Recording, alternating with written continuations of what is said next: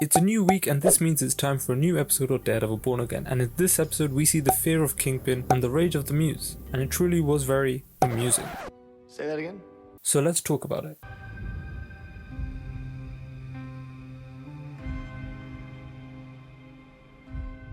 As always, there will be spoilers ahead, so come back after you have watched it. When you look out this window, what do you see?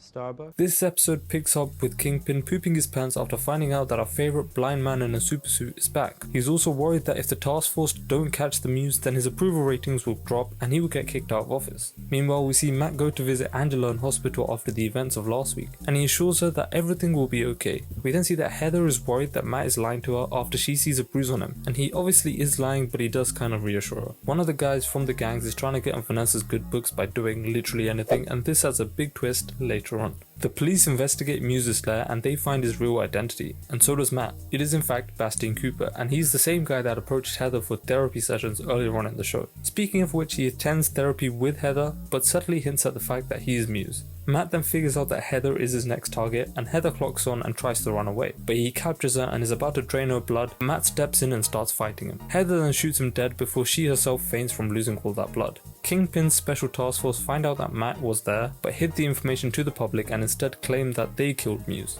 And the episode ends with Vanessa telling that guy from earlier to pull a hit out on Fisk, but Buck is there to stop him from doing so. Thank you, Buck. Once again, this episode felt a bit weaker than the previous entries, and the main reason is that the whole storyline with Muse did seem a bit rushed, and they did try to fit it into 2 episodes, similar to what they did with the White Tiger storyline. And when you have such an interesting character like Muse, they could have brought out a much darker side of Matt within these episodes. Instead, we just see Vanessa try to pull a hit on Kingpin, which I'm fairly sure was just a trick to get that guy killed, but the show had introduced Muse all the way back in episode 1 or 2, and so they could have had him subtly kill people throughout the episodes and could have expanded on the White Tiger storyline a bit more, and then could have increased the connection between the two.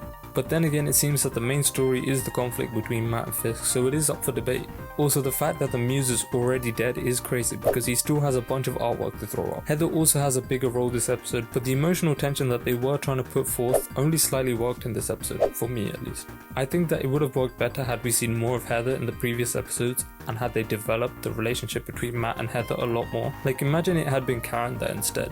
It would have felt much more like a race against time than it did in this episode. And the main feeling I feel was that these past 3 episodes seem to be from the original draft of the show before the rewrites, and so it's lacking the epicness and the good writing that we saw in the first 4 episodes. This is the same show that had that really amazing scene between Matt and Frank, but then again, these episodes were still good compared to some of the other shows. It's just bad in comparison to the show itself. So I'm not complaining, and this episode gets a 7 out of 10. Subscribe and comment below your thoughts.